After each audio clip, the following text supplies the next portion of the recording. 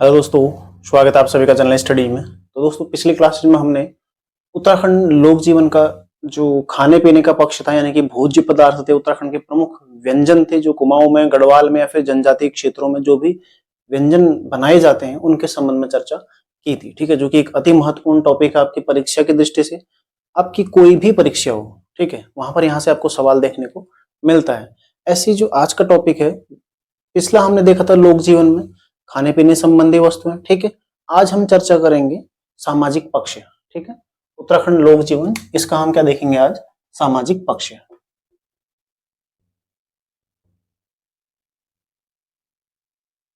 ठीक है, सामाजिक पक्ष में देखो, मुख्यतः हम जनजातीय क्षेत्रों की ही चर्चा करेंगे, क्योंकि जो सामान्य क्षेत्र हैं वहां से ज्यादा प्रश्न नहीं आते हैं। ठीक है, क्योंकि देखो, आप सभी जानते हैं कि वैदिक काल में, ठीक है, समाज की जो उत्पत्ति का सिद्धांत है वो वैदिक काल से शुरू होता है। यहाँ पर वैदिक काल में समाज चार भागों में आपको मिलेगा। ठीक है, एक ब्राह्मण वर्ग, दूसरा क्षत्रिय वर्ग, ठीक है, तीसरा वैश्य वर्ग और चौथा शूद्र वर्ग, यानी कि जिसे हम वर्ण व्यवस्था बोलते हैं।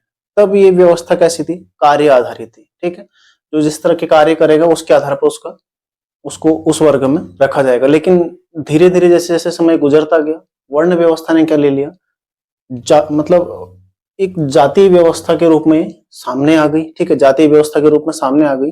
और कैसी होगी? वंशानुगत हो गई, यानी कि ब्राह्मण का बेटा ब्राह्मण, ठीक है, इस तरह से आए कोई चलता गया। तो ये चीजें वर्ण व्यवस्था में जो सामान्य चीजें आपको ध्यान रखनी है। लेकिन उत्तराखंड में आप देखेंगे, उत्तराखंड में आपको इसके थोड़ा भिन्न, हर काल में अलग अलग चीजें मिलती रहेंगी। ठीक है, हर काल में कुछ ना कुछ यहाँ पर बदलाव हुए हैं। जैसे उत्तराखंड में आपको मध्यकाल में यहाँ पर देखने को मिलेगा एक ब्राह्मण वर्ग, ठीक है, दूसरा राजपूत वर्ग, तीसरा वर्ग यहाँ पर मिलता है खस। ठीक है, खस। और चौथा वर्ग क्या मिलता है यहाँ पर? असवर्ण। ठीक है, इन चार भागों में उत्तराखंड विभक्त था। तो ये लिखने की आवश्यकता नहीं है, देखो, केवल समझने की दृष्टि से जो लिखना है वो मैं आपको लिखाऊंगा, केवल समझाने की दृष्टि से। इसके अतिरिक्त जो वर्ण व्यवस्था है, इसका उल्लेख कत्यूरियों के अभिलेखों में भी मिलता है। ठीक है, कत्यूरियों के अभिलेखों में भी इसका उल्लेख मिलता है। और वहां पर ब्राह्मण, क्षत्रिय, खस और चांडाल, चार वर्गों का उल्लेख उसमें मिलता है। यानी कि कत्यूरी काल में उत्तराखंड में चार वर्ग थे समाज में: ब्राह्मण, क्षत्रिय, खस और चांडाल। और मुख्यतः क्या थे? चांडाल के बदले असवर्ण। ठीक है, असवर्ण यानी कि जो निम्न जातियों के लोग थे, जो सवर्ण नहीं थे, उन्हें असवर्ण कहा जाता है। ठीक है, कहा जाता था। तो ये आपने ध्यान रखना है। लेकिन जो प्रमुखता यहाँ पर हमारी रहेगी वो है जनजातीय समाज की। ठीक है, जनजातीय समाज, क्योंकि सवाल यहीं से बनेगा।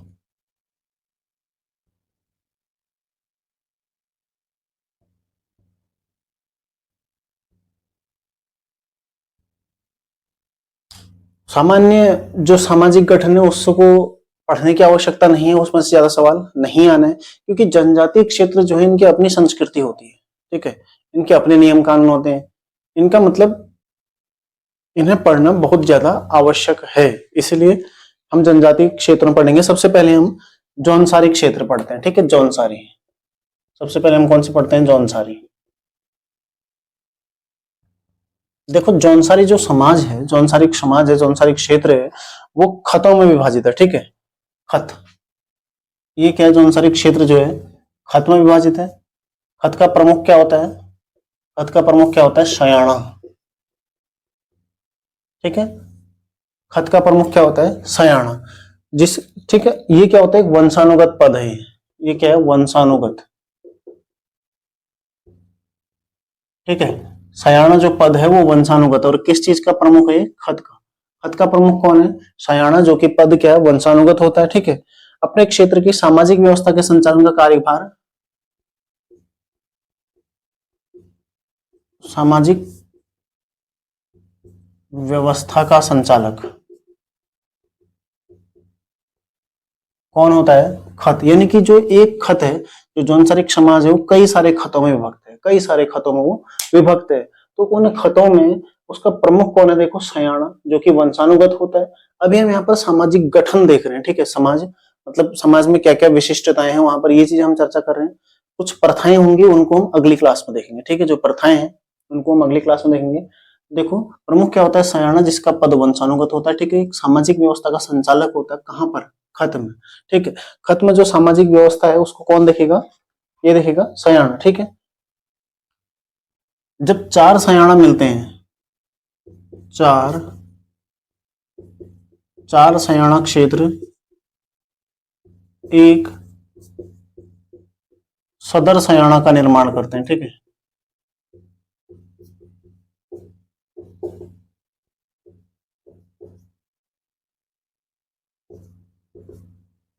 चार सयाना क्षेत्र एक सदर सयाना का निर्माण करते हैं।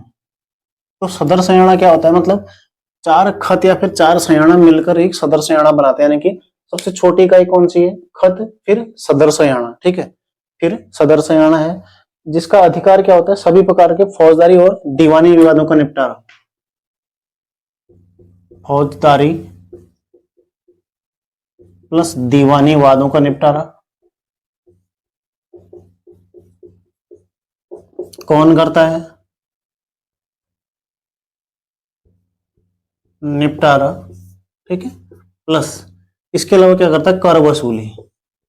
ये किसका काम होता है, जो सदर सयाना है इसका, ठीक है।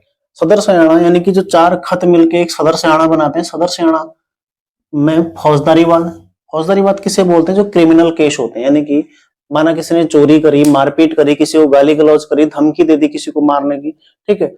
इस तरह की जो भी चीजें आती हैं वो सब किस में आते हैं, फौजदारी वाद। मतलब ऐसे मामले जहां पर एक पक्ष, ठीक है, एक पीड़ित पक्ष होता है, दूसरा क्या होता है, दूसरा पक्ष क्या होता है, अपराधी पक्ष होता है, ठीक है, जिसने अपराध किया होता है।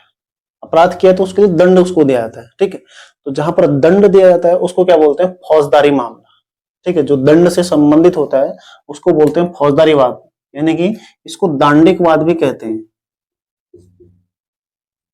ठीक है, इसको दांडिक वाद भी कहते हैं। दीवानी मामले क्या होते हैं, सिविल मामले। दीवानी मामले कैसे होते हैं, सिविल प्रकृति के मामले, जैसे जमीन जायदाद से संबंधित मामला है, धन पैसे लेन देन से, ठीक है, इस तरह के जो मामले आते हैं, या फिर जो तलाक संबंधी मामले हैं, ठीक है, पारिवारिक मामले जो होते हैं वो सब क्या होते हैं, दीवानी मामले। तो इनका निपटारा कौन करता था, सदर सयाना, ठीक है। दांडिक मामलों का और दीवानी सिविल मामलों का निपटारा कौन करता था, सदर सयाना करता था, ठीक है। और कर वसूली का अधिकार भी किसका था, सदर सयाना का। तो ध्यान रखिएगा, खत के ऊपर सदर सयाना, ठीक है। इसके ऊपर क्या होता था, सर्वोच्च सामाजिक संस्था होती है जिसे बोलते खुमरी। इससे ऊपर क्या होता था, खुमरी।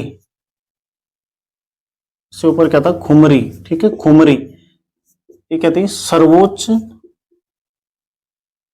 सामाजिक संस्था,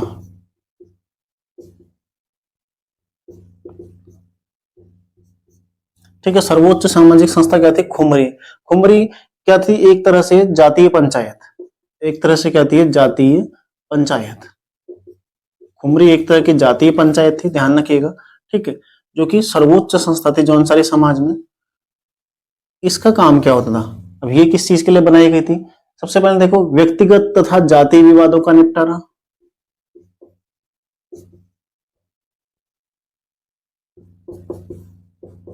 व्यक्तिगत तथा जातीय विवादों का निपटारा,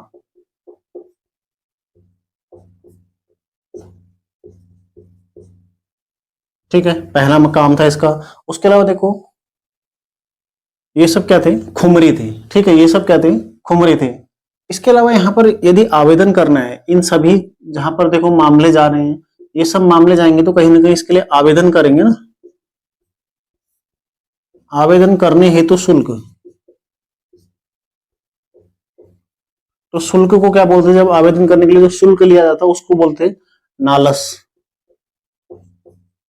ठीक है। नालस क्या था, ये न्याय शुल्क था, ठीक है। न्याय शुल्क क्या था, नालस होता था। उत्तराखंड में न्याय शुल्क की व्यवस्था किसने शुरू की थी, मैंने आपको पढ़ा रखा है उत्तराखंड के इतिहास में, आप लोगों ने इसको लिखना है। कौन सा कमिश्नर था जिसने न्याय पर शुल्क लगाने की प्रक्रिया उत्तराखंड में शुरू की थी, ठीक है।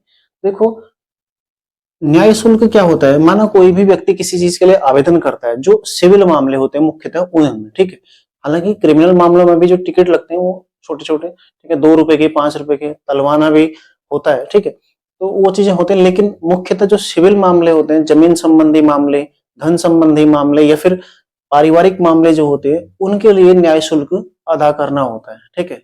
जितना केस का मूल्यांकन होता है, जितना किसी वाद का मूल्यांकन होता है, यानी कि जितना किसी वाद की वैल्यू होती है, ठीक है, उतना ही उसका न्याय शुल्क होता है, ठीक है, उतना ही उसका न्याय शुल्क होता है। तो उस हिसाब से न्याय शुल्क अदा किया जाता है।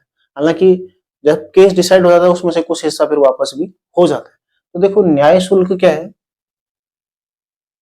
यहाँ पर नालस कोई भी वाद हो, यहाँ पर फौजदारी, दीवानी या फिर व्यक्तिगत या जातीय विवाद, कहीं पर भी कोई आवेदन करेगा, अब डायरेक्ट कोई संस्था देखेगी नहीं किसी भी मामले को, कहीं ना कहीं जब कोई व्यक्ति प्रताड़ित होगा उसके पश्चात वह जाएगा, ठीक है, इन संस्थाओं के शरण में। जैसे आज के डेट में आप देख लो, जब कोई प्रताड़ित होता है तभी कोर्ट जाता है ना, तो ऐसे ही यहाँ पर जब कोई प्रताड़ित होगा तब वो इन संस्थाओं में जाएगा और आवेदन करेगा, और आवेदन के लिए न्याय शुल्क अदा करेगा, जिसको क्या कहते थे, नालस कहते थे, ठीक है। ध्यान रखिएगा, ये कुछ जो अंसारिक समाज का आपने ध्यान रखना। देखो खत, ठीक है, ये सयाना और खत खुमरी, खुमरी या फिर खत खुमरी भी इसको बोलते हैं, ठीक है, खुमरी या खत खुमरी, ठीक है, ध्यान रखिएगा, ये तीनों चीजें आपने ध्यान रखनी है। अब आते हैं हम थारू समाज में। थारू समाज में देखो, थारू जो जाति पंचायत हैं उनका गठन, जाति पंचायतों का गठन 2 स्तरों पर होता था, ठीक है, पहले लिख लेते हैं।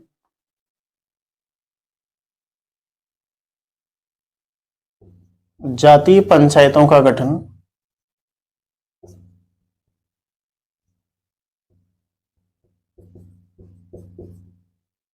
2 स्तरों पर, ठीक है। पहला था देखो ग्राम स्तर,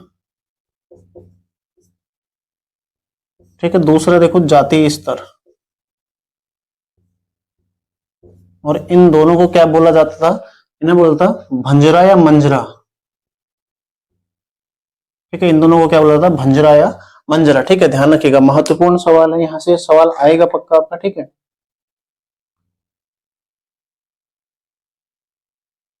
जो ग्राम स्तर था,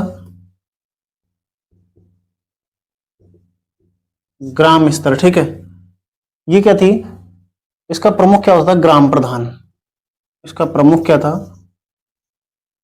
ग्राम प्रधान।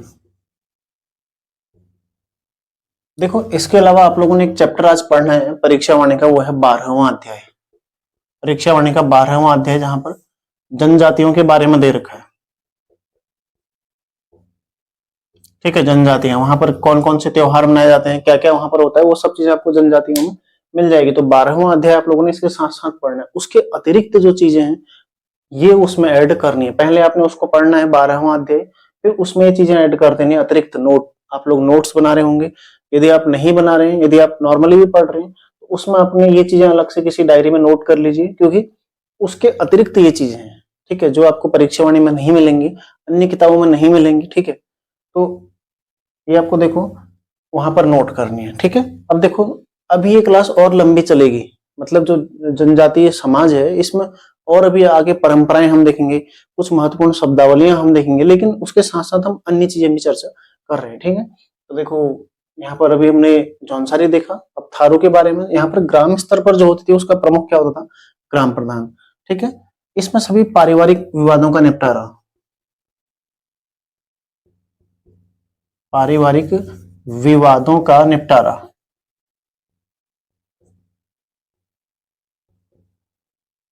ठीक है, किस में होता था, ग्राम स्तर पर, यानी कि जो ग्राम स्तर की जो पंचायत थी उसमें उसका प्रमुख होता था ग्राम प्रधान, जिसमें पारिवारिक विवादों का निपटारा किया जाता। लेकिन जो जातीय पंचायत थी,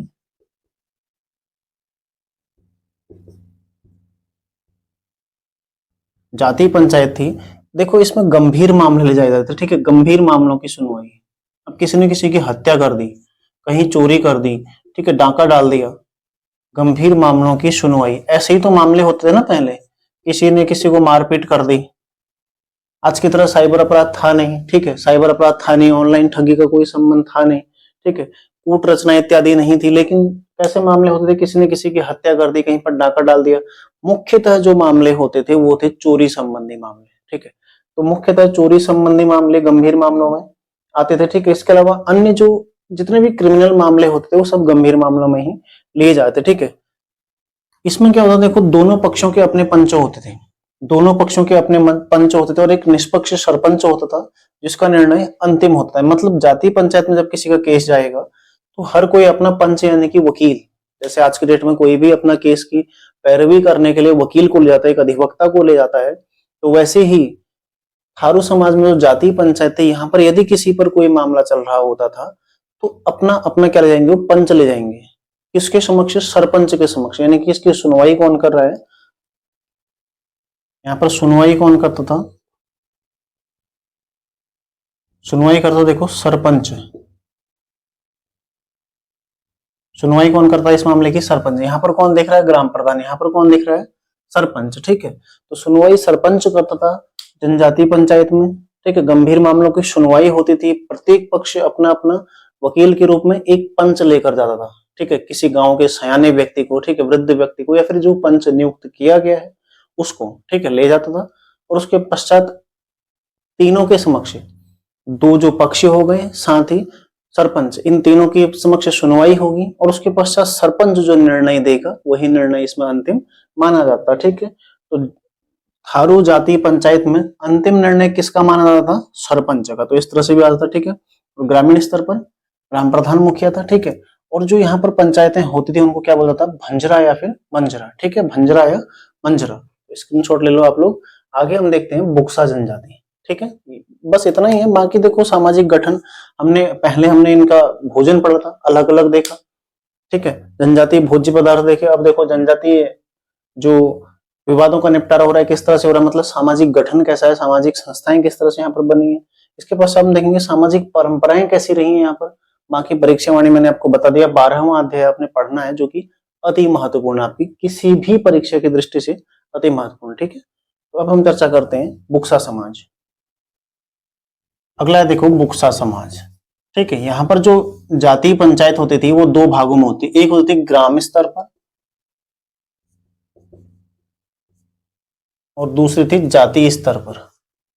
जातीय स्तर पर, ठीक है, ग्राम स्तर पर जो थी इसका नाम था बिरादरी पंचायत।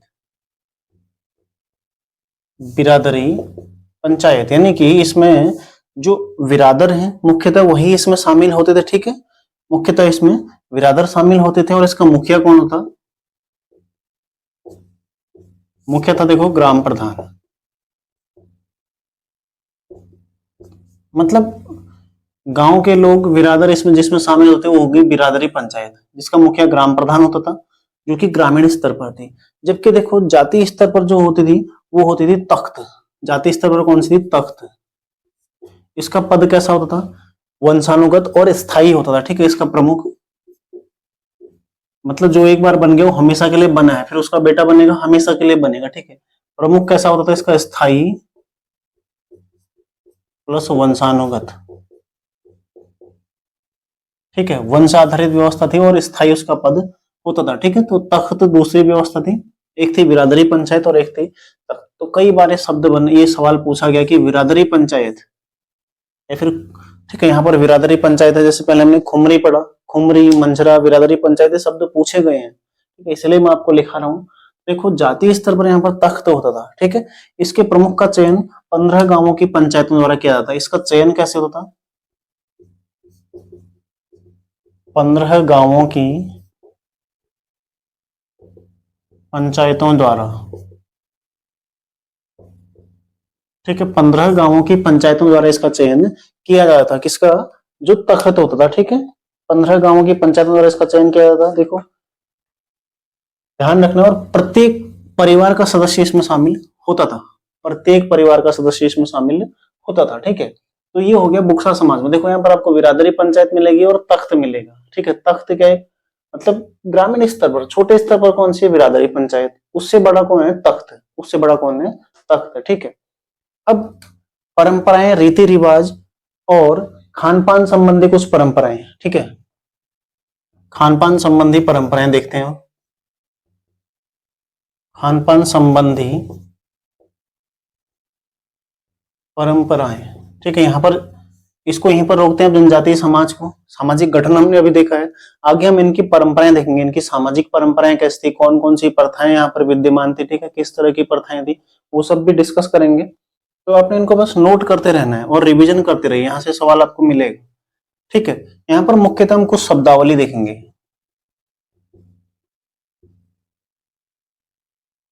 यहाँ पर कुछ शब्दावली कुछ शब्दावली हम देखेंगे, जैसे एक है चोख्यूण, चोख्यूण या फिर चोख्यून।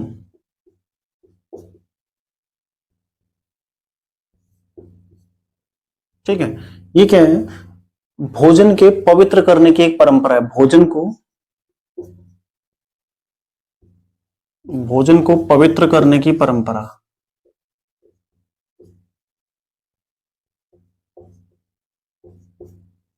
ठीक है, भोजन को पवित्र करने की परंपरा क्या है? एक चोख्यूण एक परंपरा है। ठीक है, दूसरा क्या है? पैना।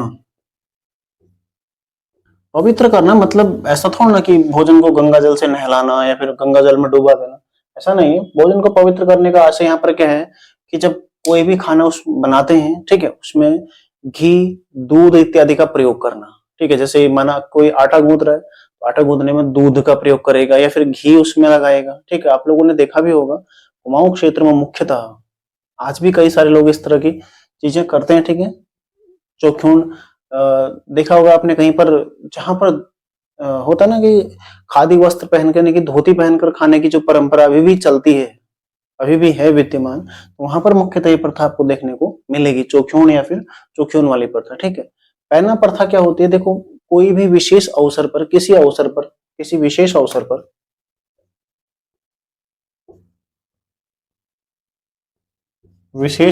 पर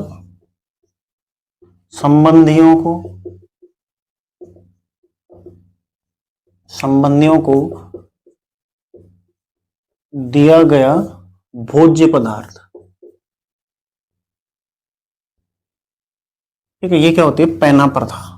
ठीक है, पैना प्रथा माना मंदिर में पूजा हुई, किसी विशेष अवसर पर मंदिर में पूजा हुई या फिर किसी के घर में पूजा हुई कोई, ठीक है, घर में पूजा हुई या फिर किसी भी माध्यम से कोई विशेष अवसर है, तो उस अवसर पर क्या करते हैं? पैन, यानी कि किसी को मतलब जो अपनी बिरादरी है, अपने भाई बंधु हैं, सगे संबंधी है, ठीक है, जाति रिश्तेदारी के लोग हैं, उन्हें क्या बोल, उन्हें जो प्रसाद के रूप में भोजन का कुछ हिस्सा उन्हें उपलब्ध कराया जाता है। माना कोई प्रसाद बना है, ठीक है, प्रसादी, तो उन्हें उपलब्ध कराया जाता है।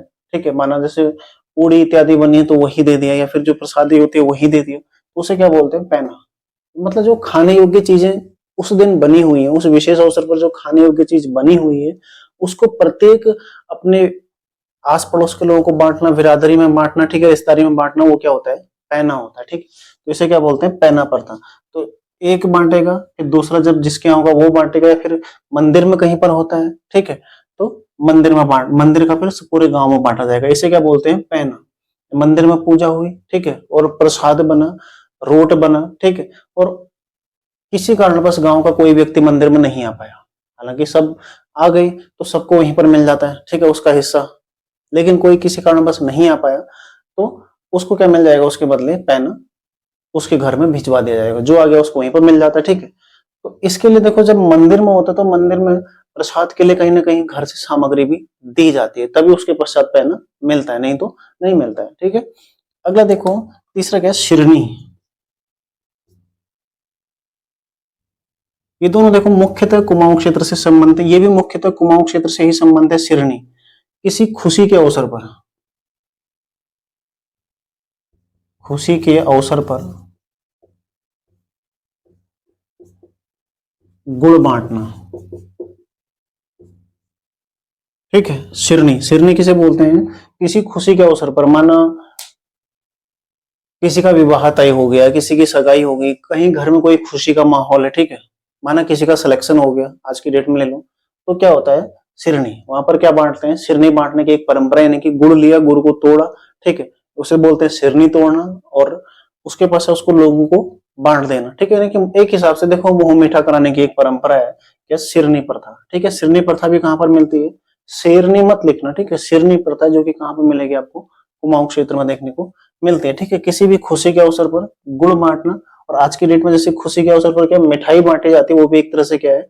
शिरनी प्रथा का ही हिस्सा है। ठीक है, तो कुमाऊं क्षेत्र में ये प्रचलित है। ये तीनों लगभग कुमाऊं से संबंधित है। ठीक है, तीनों कुमाऊं से संबंधित है। अगली भी जो है वो भी कुमाऊं से संबंधित, लड्डू सुवाल।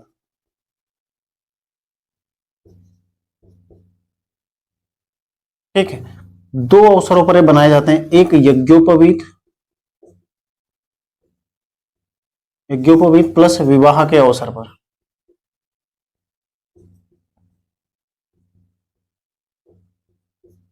यदि किसी का यज्ञोपवीत हो रहा है यानी कि जनेऊ हो रहा है, ठीक है, यज्ञोपवीत एक संस्कार है, जो 16 संस्कार हैं उसमें यज्ञोपवीत भी एक संस्कार होता है, जो कि सबसे महत्वपूर्ण संस्कार होता है, क्योंकि ऐसा माना जाता है कि इसके पश्चात ही क्या शिक्षा आरंभ होती है, इसके पश्चात ही विद्या आरंभ, विद्या ग्रहण करना आरंभ होता है, ठीक है। तो यज्ञोपवीत संस्कार और उसके पश्चात जो विवाह संस्कार है, इन दो अवसरों पर कुमाऊं क्षेत्र में लड्डू सुवाल बनाए जाते हैं, ठीक है।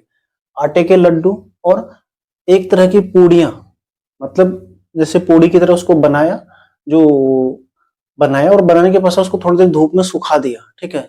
इस तरह से आपने देखा होगा, जो भी कुमाऊं क्षेत्र के रहने वाले हैं तो घेरे में सब बैठते हैं गांव की महिलाएं और उसको बनाते हैं, ठीक है।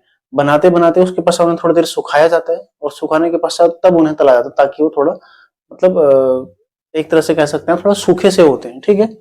तो लड्डू सुवाल की प्रथा भी कहाँ है, ये भी कहाँ पर है, कुमाऊं में, लेकिन केवल दो अवसरों पर बनते हैं, ध्यान रखिएगा, केवल दो अवसरों पर तैयार किए जाते हैं, एक यज्ञोपवीत पर और एक विवाह के अवसर पर, ठीक है। ऐसा नहीं कि छोटी मोटी चीजें हो रही है वहां पर भी ये तैयार होंगे, ठीक है। अगला देखो, अगला शब्द है जजमानी, जजमानी प्रथा। तो ये तो आप सभी भली भांति परिचित हैं, इसको समझाने की आवश्यकता नहीं है, ठीक है। अगला देखो, अगला है न्योता प्रथा। न्योता प्रथा, ठीक है। न्योता प्रथा जो है मुख्यतः आपको गढ़वाल में देखने को मिलेगी, ठीक है। ये सब क्या है, ये चारों कुमाऊं की हैं। जजमानी प्रथा आपको पूरे उत्तराखंड में देखने को मिलती है। यहाँ पर देखो, ब्राह्मण वर्गीय जो समाज है उसमें भी जो कुछ उच्च वर्गीय ब्राह्मण है, ठीक है, वो इसमें सम्मिलित आएंगे आपको। उसके पश्चात देखो न्योता प्रथा, ये कहां पर होती है, गढ़वाल में, ठीक है। गढ़वाल में जब विवाह के अवसर पर, विवाह के अवसर पर, हालांकि आज की डेट में किसी भी छोटे मोटे फंक्शन में भी इस चीज का प्रचलन शुरू देखा जा सकता है, लेकिन मुख्यतः ये विवाह के अवसर पर देखो न्योता प्रथा क्या होती है, माना किसी के घर में विवाह हो रहा है तो वो दूसरे व्यक्ति को आमंत्रित करेगा भोजन करने के लिए, ठीक है, उसको बुलाएगा, ठीक है। और जो व्यक्ति आएगा, जो आमंत्रित किया गया व्यक्ति, वो भी किसी रूप में, ठीक है, एक अल्प सहयोग राशि उस परिवार को प्रदान करता है, तो उसे क्या बोलते हैं, न्योता प्रथा, ठीक है। जैसे क्या बोलते हैं, न्योता लिखाना बोलते हैं ना, तो न्योता प्रथा, ठीक है।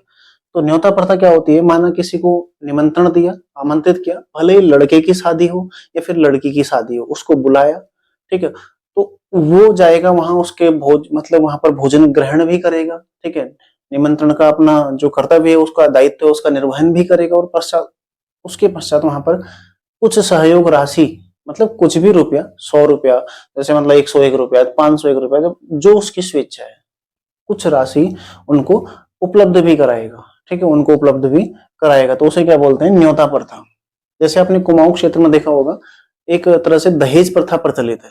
किस तरह की प्रथा प्रचलित है, जैसे किसी लड़की की शादी होती है तो वहां पर दहेज उसके लिए लिखाया जाता है ना, कोई बर्तन देता है, कोई कपड़े देता है, कोई कुछ देता है, तो इसी तरह की एक प्रथा, हालांकि उसको हम दहेज प्रथा से नहीं जोड़ सकते, जो न्योता प्रथा है ये अलग चीज है, ये लड़की की शादी हो या फिर लड़के की शादी हो, लेकिन तरीका वही होता है, लिखाने वाला सीन, ठीक है। तो पैसे वहां पर भी दिए जाते हैं, पैसे यहाँ पर भी दिए जाते हैं, लेकिन ये क्या है, ये न्योता प्रथा में आता है, और कुमाऊं का जो है वो दहेज प्रथा में आता है, ठीक है। तो दोनों अलग अलग चीजें, ध्यान रखिएगा। न्योता प्रथा क्या है, विवाह के अवसर पर जो प्रदान किया जाता है। इसके अलावा देखो बाट प्रथा, बाट प्रथा ये कहां पर है, जौनसारिक समाज में, ठीक है। बाट प्रथा कहां है, जौनसारिक समाज में, जौनसार में, विवाह के अवसर पर, ठीक है, पारस्परिक सहयोग। बाट प्रथा क्या होती है, जब किसी परिवार में, किसी जैसे जौनसार में किसी परिवार में विवाह होता है, तो गांव के अन्य लोग, ठीक है, गांव के अन्य लोग उसके यहाँ राशन इत्यादि जो जो चीज, जिस जिस चीज की आवश्यकता है उसके यहाँ पहुंचा देते हैं, ठीक है, उसके यहाँ पहुंचा देंगे। तो इसी तरह से देखो, गांव में कभी ना कभी किसी न हर किसी व्यक्ति के यहाँ कुछ ना कुछ होना है, तो एक बार एक का नंबर आएगा, अगली बार जब दूसरे के यहाँ नंबर आएगा तो फिर उसके यहाँ पहुंचाएंगे, ठीक है। इसी तरह देखो, जो पहुंचा रहा है एक दिन उसका भी नंबर आएगा, तो एक दिन उसके यहाँ भी आएगा सामान, यानी कि एक तरह से सामाजिक, हम इसको बोल सकते हैं कि ग्रामीण सहायता एक तरह से, ठीक है, ग्रामीण सहायता, या फिर प्रत्येक व्यक्ति एक दूसरे की सहायता जो करते हैं विवाह के अवसर पर, उसे क्या बोलते हैं, बाट प्रथा। कहां पर है, जौनसार में, ठीक है। बाट प्रथा कहां पर है, जौनसार में। विवाह के अवसर पर पारस्परिक सहयोग, मतलब सभी लोगों द्वारा किया गया सहयोग क्या होता है, बाट प्रथा, ठीक है। माना 10 परिवार है, ठीक है, माना 10 परिवार है, आज इसके यहाँ कोई प्रोग्राम होता तो ये सभी इसकी मदद करेंगे, और कल इसके यहाँ होगा तो ये सभी मिलकर इसकी मदद करेंगे, ठीक है। फिर इसी तरह देखो, कहीं ना कहीं कभी ना कभी इन 10 में से हर किसी के यहाँ कोई ना कोई प्रोग्राम होना है, ठीक है, मतलब हर किसी के यहाँ कभी ना कभी विवाह का अवसर आएगा, तो फिर उसकी कभी इसका नंबर आ जाएगा, कभी इसका नंबर, तो ये क्या होती है, बाट प्रथा। एक होती देखो संटवारा या पैंचा प्रथा, संटवारा या पैंचा प्रथा, ठीक है। एक तरह की क्या होती है, उधारी प्रथा, ठीक है। एक तरह की क्या होती है, उधारी प्रथा, या फिर हम इसको क्या बोल सकते हैं, वस्तु विनिमय प्रथा, वस्तु विनिमय प्रथा। इसका एक रूप इसको मान सकते हैं, ठीक है, इसका एक रूप हम इसको मान सकते हैं, वस्तु विनिमय प्रथा का एक रूप हम इसको कह सकते हैं।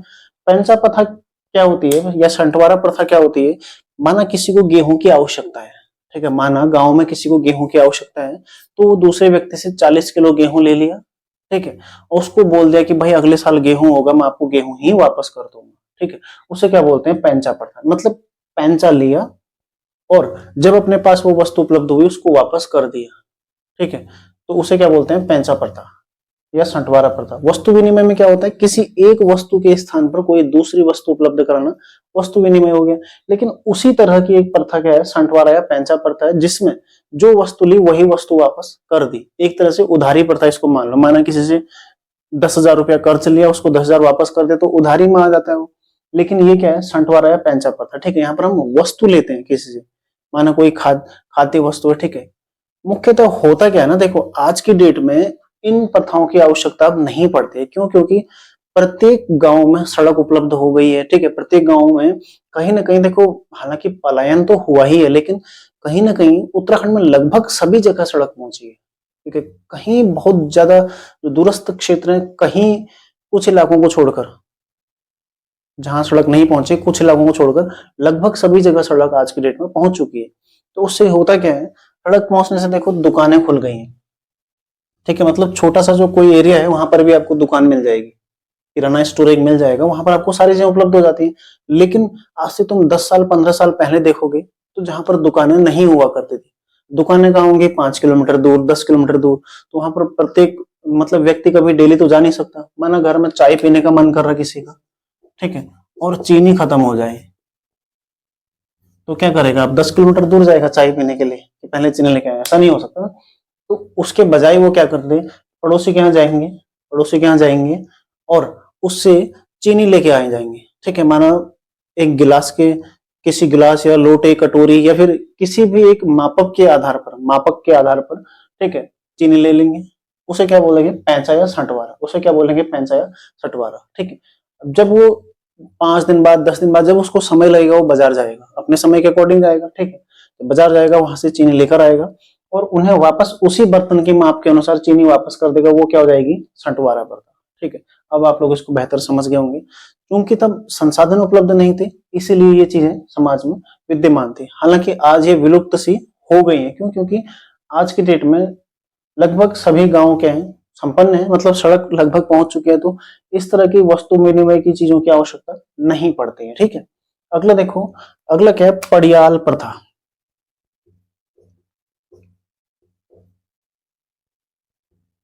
पड़ियाल प्रथा, ठीक है, ये भी क्या होती है, जौनसार में है,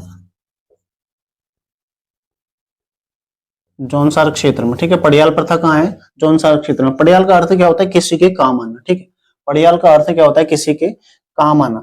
यानी कि गांव में किसी व्यक्ति के यहाँ कोई भी कार्य यदि होता है, ठीक है, तो अन्य जो परिवार है उनके एक एक सदस्य द्वारा, जब गांव में किसी भी व्यक्ति के यहाँ कोई कार्य होता है, यहाँ पर क्या था, बाट प्रथा में विवाह के अवसर पर जो सामग्री लग रही है, ठीक है, माना गेहूं लग रहा है तो गेहूं उपलब्ध कराना है बाट प्रथा में। लेकिन उसी से जुड़ी हुई लगभग पड़ियाल प्रथा है। इसमें क्या होता है, गांव में यदि किसी व्यक्ति के यहाँ कोई कार्य हो रहा है तो जितने भी गांव में परिवार हैं, प्रत्येक परिवार का एक एक सदस्य जाएगा और इनकी मदद करेगा, मतलब उस कार्य को करने में मदद करेगा। वो क्या हो जाएगी, पड़ियाल प्रथा। यहाँ पर क्या है, वस्तु सहयोग। बाढ़ प्रथा में वस्तु सहयोग, लेकिन पड़ियाल प्रथा में क्या है, किसी की मदद करने की मदद प्रत्यक्ष रूप से कोई व्यक्ति गया, प्रत्येक परिवार का एक एक सदस्य जाएगा और मदद करेगा, वो क्या होगी, पड़ियाल प्रथा। ठीक है, आप लोग समझ गए होंगे। अगला देखो, अगला है पौराण प्रथा।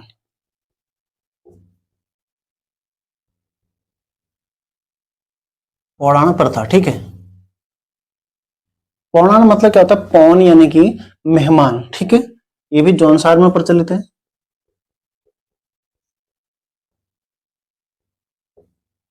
ठीक है, इसमें क्या होता है, देखो, मेहमानों का आतिथ्य सत्कार।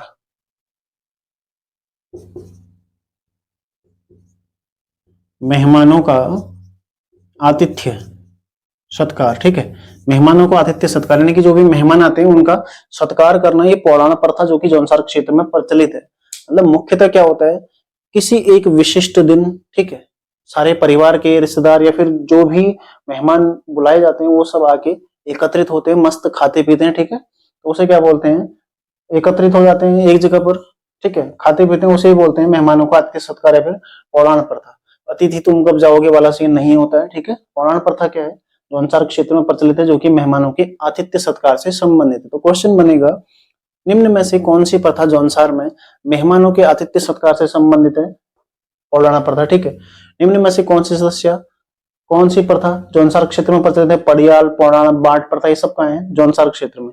जो छंटवारा प्रथा है, देखो, ये पूरे उत्तराखंड में आपको देखने को मिल सकता है, ठीक है, पैंचा, कुमाऊं में, ठीक है, गढ़वाल में भी आपको देखने को मिलेगी छंटवारा या पैंचा। तो ये मतलब ये सब जगह मिलेगी, ठीक है। जबकि पड़ियाल प्रथा जौनसार में, पौराण प्रथा जौनसार में। हालांकि देखो, पौराण प्रथा मेहमानों को आतिथ्य सत्कार तो सभी जगह होता ही है, सभी जगह होता ही है, लेकिन यहाँ पर विशिष्ट रूप से थोड़ा होता है, इसलिए एक प्रथा सी बन गई है, ठीक है। अगला देखो, इतना आपने ध्यान रखना है आज, ठीक है, आज का इसका एक स्क्रीनशॉट ले लो। अगला हम चर्चा करेंगे कुछ प्रमुख जो जनजातीय परंपराएं हैं, ठीक है, प्रमुख जनजातीय परंपराएं, उनको हम देखेंगे कहां पर क्या होता है, कहां पर नहीं होता, ठीक है। जैसे ज्वाला प्रथा हम देखेंगे, ठीक है। इस तरह की जो भी अन्य प्रथाएं हैं कुछ हमने यहाँ पर चर्चा कर ली। देखो, संटवारा या पैंचा प्रथा शायद अभी वीडियो वीपीडियो के किसी एग्जाम में पूछा गया है। संटवारा या पैंचा प्रथा किसी एग्जाम में पूछा गया है, आप लोग देख लीजिएगा, वीडियो वीपीडियो के एग्जाम में ही ये पूछा गया है, ठीक है। तो ये चीजें देखो आती हैं, परीक्षाओं से संबंध और डायरेक्ट संबंध है इनका, तो परीक्षाओं में आपको देखने को मिलेंगे। स्क्रीनशॉट आप लोग ले लीजिए। अगली क्लास में हम चर्चा करेंगे जो जनजातीय समाज है उसकी प्रमुख प्रथाएं, ठीक है, और अन्य शब्दावलियां, ठीक है, प्रमुख शब्दावलियां पहले प्रमुख प्रथाएं, उसके अलावा जो कुमाऊं क्षेत्र या गढ़वाल क्षेत्र के अन्य प्रमुख शब्दावलियां, जो शब्द हैं, उनसे भी क्वेश्चन कई बार आते हैं कि इसका मतलब क्या है, इसका मतलब क्या है, वो सब चीजें हम देखने वाले हैं, ठीक है, अगली क्लास में। तो मिलते हैं नेक्स्ट क्लास में, तैयारी आप लोग करते रहिए। धन्यवाद।